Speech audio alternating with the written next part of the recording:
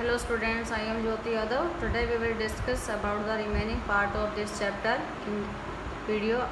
We have discussed so many things about the water bodies, hydrological cycle, salinity, all things we have discussed. Now we will discuss about the water bodies, that is the waves, which are presented in the seas and oceans. So let us start. Waves. The horizontal movement of the ocean water is known as waves. We have discussed that the water is always moving vertically or horizontally. Okay, vertically it is called the tides, and the waves, horizontal movement of the ocean water is waves.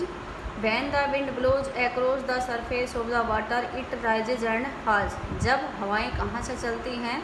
Surface के साथ साथ, surface से चलती हुई हैं और कहाँ चलती? Surface of the water, water के सरफेस से, मतलब लैंड सरफेस नहीं है यहाँ पर वाटर बॉडीज़ के बारे में बात कर रहे हैं। तो वाटर सरफेस से, जहाँ से वाटर स्टार्ट होता है वहाँ से चलती है, तब इट राइजेड एंड फॉल्स। तो इससे पानी क्या होता है? ऊपर की तरफ आता है, फिर नीचे गिर जाता है। जैसे the water movement is limited but the waves travel great distance depending on the wind.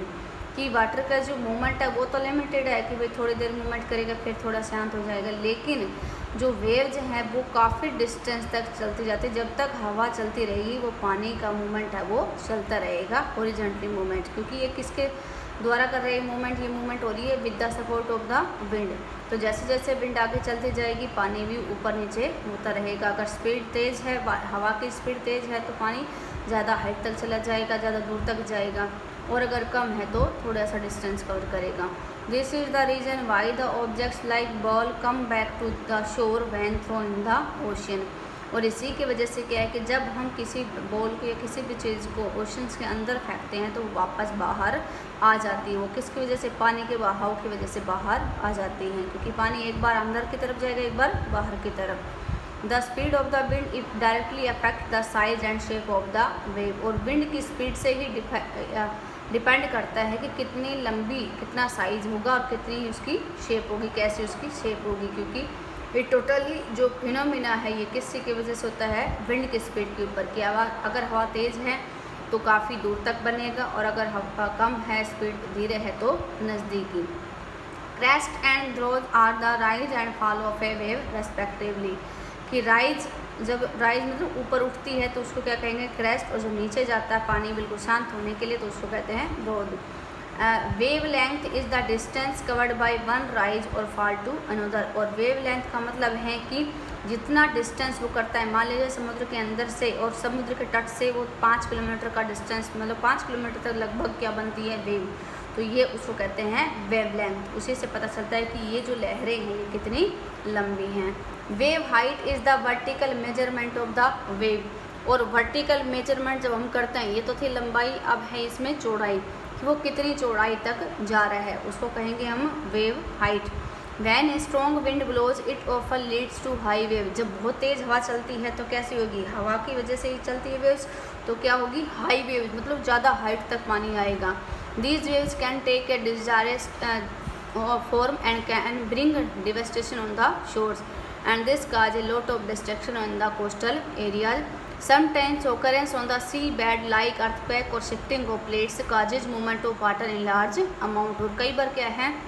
भूकंप वगैरह आ जाता है सीज के अंदर, तो उसकी वजह से क्या है? पानी बहुत दूर तक बहता है, जिसकी वजह से हर जगह पर बाढ़ है वो आ जाती हैं। This is then followed by tidal waves and results in the waves great height. और साथ साथ उसमें क्या मिल जाती हैं? टाइड्स। टाइड्स भी अभी आगे पढ़ेंगे हम, टाइड्स क्या होती हैं। Such a community is very dangerous and cause damage to life and property. These waves are known as tsunami. और इस तरह से ये जो हवाएं हैं, ये जो वेव्स हैं जो आएंगी एकदम बहुत तेज़ स्पीड से, इसको कहते हैं हम सुनामी वेव्स, जिसके बारे में हम आगे पढ़ेंगे भी। Tsunami is a Japanese word which means harbour waves. Harbour waves means जो हार्बर का अर्थ होता है जो बंदरगाहें होती है, जो सी शोर्स होते हैं, जो किनारे होते हैं समुद्र के, ठीक है। It is pronounce as tsunami. The waves were named so because they wash away the harbours. और इनका ये नाम इसलिए दिया गया है क्योंकि वो जो समुद्र तट के आसपास को जो मटेरियल है उसको क्या करते हैं? बहा ले जाते हैं। मतलब जो एक बाउंड्री से बनी हुई है कि यहाँ से समुद्र तट शुरू होता है, ये उस बाउंड्री को क्या करते हैं? डिस्ट्रॉय करते हैं। इतनी ज़्यादा तेज़ स्पीड से आती हैं ये वेव्स कि जिसकी वजह से ये है डिस्ट्रॉय होता है, इसलिए इसको हार्बर वेव्स कहा जाता है। नेक्स्ट है इसमें tides. Tides are alternative rise and fall of sea level twice a day, कि जब दिन में जो हवा जो वाटर है वो क्या करता है, ऊपर और नीचे उठता है, ठीक है, ट्विस ए डे, तो उसको हम क्या कहेंगे, टाइड्स, ठीक है। वैसे तो चलता रहता है, लेकिन दिन में जब 1 या 2 बार होता है तो उसको हम क्या कहेंगे, tides. It happens every day twice and at equal interval, कि इक्वल जैसे 6 घंटे बाद हो गया, फिर उसके बाद दूसरे घंटे बाद 6 घंटे तक पानी ऊपर आया, फिर नीचे चला गया, फिर 6 घंटे के बाद, इस तरह से कहीं का इंटरवल होता है। A tide is said to be high when the water level reaches its highest point and the tide is said to be lowest when the water level is lowest and its start receding from the shore, कि जैसे जैसे समुद्र तट के पास जाता रहता है, इसकी वजह से क्या है, ये पानी की स्पीड है वो धीरे धीरे कम होती जाती है। Tides are the result of gravitational pull of the moon and the sun. You all know about the gravitational pull which is present in the moon, sun and the earth also. The moon being closer to the earth as compared to the sun, कि moon क्या है, अर्थ के नज़दीक है, sun हमसे क्या है, दूर है, has more effect on the tides, इसलिए जो मून का ग्रेविटेशनल फोर्स है वो सबसे ज़्यादा इफेक्ट करता है इन टाइड्स को, क्योंकि वो बिल्कुल नज़दीक है हमारे अर्थ के, इसलिए द इवेंट, और इसीलिए the event happens twice a day and with different height at both times. Spring tides are the high tides at the result of the full moon and the new moon, और इसी की वजह से जब full moon का मतलब है जब क्या होती है, पूर्णिमा होती है, तो उस समय जो मून का ग्रेविटेशनल फोर्स है वो क्या हो जाता है, बिल्कुल बढ़ जाता है, ठीक है। एंड न्यू मून, ये न्यू मून कब होगा, जब अमावस्या को। This is because the sun, the moon and the earth are align in the same line, तो इस फुल मून और न्यू मून के दिन तीनों ही सन, मून और अर्थ तीनों का ग्रेविटेशनल फोर्स क्या हो जाता है, स्ट्रॉन्ग हो जाता है। 3 बल मिलेंगे तो क्या होगा, स्ट्रॉन्ग होगा, तो इसकी वजह से सबसे स्ट्रॉन्ग क्या होंगी, टाइड्स आएंगी, पानी का जो बहाव है सबसे ज़्यादा स्ट्रॉन्गेस्ट होगा। During the half moon the tides are the lowest, और जैसे हाफ मून मतलब जैसे अमावस्या पूर्णिमा जाने के बाद धीरे धीरे चंद्रमा कम होने लगता है, तो उस समय वो जो ग्रेविटेशनल फोर्स क्या होता है, कम हो जाता है, क्योंकि केवल पूर्णिमा के दिन ही अर्थ, मून और सन इन तीनों का ग्रेविटेशनल फोर्स क्या हो जाता है, 1 हो जाता है, और इसी की वजह से उस दिन जो टाइड्स आएंगी वो क्या आएंगी, स्प्रिंग टाइड्स, मतलब सबसे हाईएस्ट पर होंगी, ठीक है। और उसके बाद जैसे जैसे धीरे धीरे कम होने लगता है, इसका मतलब ग्रेविटेशनल फोर्स क्या होता है, कम हो जाता है, धीरे धीरे हाफ मून हो जाता है, और अमावस्या तक जाने के बाद बिल्कुल ही कम हो जाता है, तो उस समय क्या आती हैं, लोवेस्ट, उनकी स्पीड भी क्या होगी, लो होगी। This is because the gravitational pull of moon and the sun coincide with each other because low tides called the neap tide, और इसीलिए उन लो टाइड्स को क्या कहा गया है, नीप टाइड। स्प्रिंग टाइड कब होंगी, जब तीनों क्या होंगी, इकट्ठे हो जाते हैं, सन, मून और अर्थ तीनों क्या होंगे, एक लाइन में होंगे, और उनका ग्रेविटेशनल फोर्स क्या होगा, 1 हो जाएगा, आपस का मिल जाएगा। और लो टाइड का होगी बिल्कुल अपोजिट, जब वो क्या हो जाते हैं, अलग अलग हो जाते हैं, तो उनकी स्पीड क्या हो जाती है, धीरे, उनका ग्रेविटेशनल फोर्स क्या होगा, कम, जिसकी वजह से क्या होती है, नीप टाइड या low tide. Tides are very important in nature, अब है इंपॉर्टेंस ऑफ द टाइड्स, क्या क्या इंपॉर्टेंस। सबसे पहला, high tides are used by mariners at the port, कि बंदरगाहों के ऊपर जो भी एक्सपोर्ट इंपोर्ट का काम चलता है, इसके लिए ये बेनिफिट है। The water levels at the port increase during high tide and it helps the ship to reach safely and closer to the port, कि जब पानी अपनी हाईएस्ट स्पीड पर होता है तो उस समय काफ़ी सेफ होता है वो एरिया, और वहाँ पर आसानी से शिप्स को ला सकते हैं। Secondly, high tides bring fisher near the shores, और ज़्यादा तेज स्पीड से जब पानी बहकर आएगा तो उसमें जो मछलियाँ होती हैं वो बिल्कुल किनारे पर आ जाती हैं, तो इससे जो मछुआरे होते हैं उनको हेल्प मिलती है, उनको ज़्यादा मेहनत नहीं करनी पड़ती फिशेस को बाहर लाने के लिए। Next, saline water recedes to low lying coastal areas, this water is later evaporated and common salt is manufactured, और सैलिन जो वाटर है वो बिल्कुल कोस्टल एरिया के पास बहकर आ जाता है, तो वहाँ पर वो आसानी से इसको इवेपोरेट करके इससे नमक है वो बना सकते हैं। तो इस तरह से टाइड्स क्या हैं, इंपॉर्टेंट। अगर टाइड्स और वेव नहीं चलेंगे तो पानी बाहर नहीं आएगा समुद्र तट से, और अगर यहाँ नहीं आता है तो समुद्र के अंदर नमक बनाना और बाहर लाकर नमक बनाने में बहुत ही ज़्यादा प्रॉब्लम होती है, तो इस वजह से क्या ये काफ़ी बेनिफिटेड है। Next, countries like the UK, Japan, France and Canada have tidal power stations that use high tides to produce electricity. और कुछ कंट्रीज ऐसे हैं जहाँ पर टाइड से क्या बनाई जा रही है, इलेक्ट्रिसिटी। जैसे हम टरबाइन को घुमाकर बनाते हैं, ऐसे ही वो लोग इन टाइड्स के ऊपर टरबाइंस को सेट करके क्या कर रहे हैं, इलेक्ट्रिसिटी को प्रोड्यूस करें। तो ये एक नई टेक्नोलॉजी भी आजकल डेवलप हुई है, जिसकी वजह से क्या है, इलेक्ट्रिसिटी को जनरेट किया जा रहा है। Waves and tides are the two movement of ocean water. There is another movement known as ocean current that prevails in ocean. दो मूवमेंट तो हमने पढ़ ली, एक तो वर्टिकल थी, एक हॉरिजॉन्टल थी। अब तीसरी एक और मूवमेंट पढ़ते हैं, वो कब होती है, कैसे होती है, ओशन करंट्स के बारे में। ठीक है, ocean current is the definite movement of ocean water in a definite direction, कि जब ना राइट जाए, ना लेफ्ट जाए, ना सीधा, ना ऊपर, बिल्कुल एक डेफिनेट डायरेक्शन में जब पानी मूवमेंट करता है। जैसे नदी है, अपने आगे की तरफ ही बढ़ती जाएगी, जहाँ जैसे ही डायरेक्शन होगी तो उधर सीधी चली जाएगी। तो ऐसे एक फिक्स डायरेक्शन में जब मूवमेंट करती हैं। The ocean water moves from one ocean to another, एक ओशन से दूसरी तरफ जाएगा। The ocean with warm ocean currents moves towards the cold ocean and vice versa. मतलब जब जो ठंडे ओशंस हैं, ठंडे ओशंस वो होंगे जो कहाँ पर हैं, नियर आर्कटिक सर्किल और अंटार्कटिक सर्किल के आसपास। ठीक है, इससे इधर अगर इक्वेटर के पास जैसे मेडिटेरियन सी है, वो क्या है, गर्म है, तो वहाँ से जो धाराएं होंगी वो क्या होंगी, गर्म होंगी। और अगर अंटार्कटिक और आर्कटिक सर्किल के पास जो है हमारा ओशन, हमने पढ़े थे साउदर्न ओशन है, वो क्या है, ठंडा ओशन है। तो ऐसे ही जैसे गर्म के पास से निकलेंगी, गर्म लेकर जाएंगे तो गर्म हो जाएगा पानी, और ठंडा लेकर जाएंगे तो ठंडा होगा।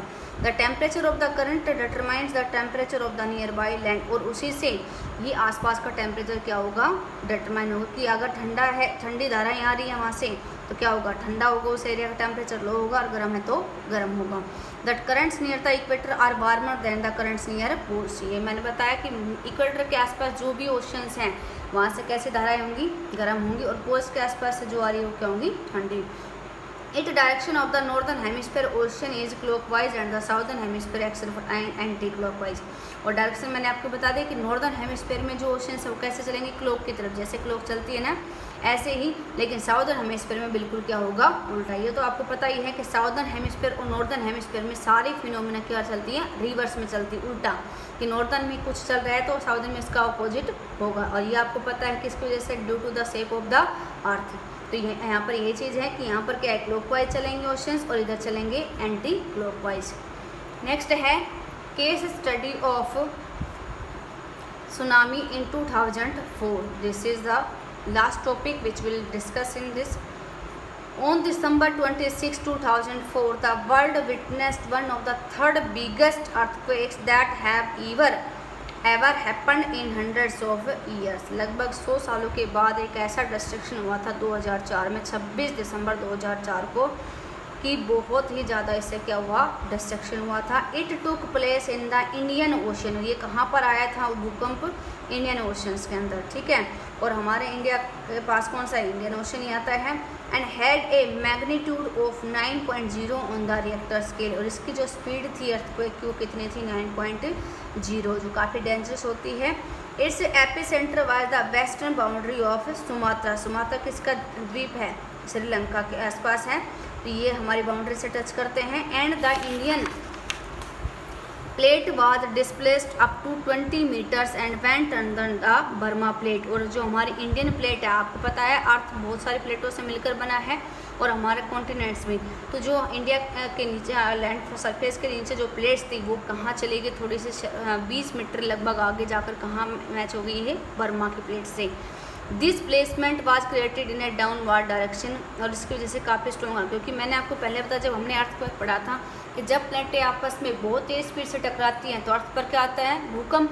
तो यही यहाँ पर हुआ था कि जो हमारी इंडियन प्लेट थी वो किससे टकरा रही थी, बर्मा की प्लेट से, और इससे उनके बीच में डिफरेंस हो गया था 20 मीटर्स का। The water filled the gap and the coast line of South and South East Asia started to decline. और इसकी वजह से क्या है, पानी है वो इन दरारों के अंदर शुरू हो गया, कोस्ट लाइन्स में आ गया। When plates adjusted themselves the filled water seeped out of the gaps and form huge waves reaching the coast line. और धीरे धीरे ये जो गैप बन गया दोनों प्लेटों के बीच में 20 मीटर का, इसमें क्या हो गया, पानी भरता चला गया। A tsunami of speed 800 kilometre per hour rush towards the shores. और वहीं पर उस समय क्या चली, वेव्स आ गई। पहले ही वहाँ पर अर्थक्वेक आया था, साथ में वेव्स भी काफ़ी स्पीड से आ गई। And several small island in the Indian ocean. धीरे धीरे क्या है इंडियन ओशन में जो भी छोटे छोटे आइलैंड थे उनमें ये हो गया।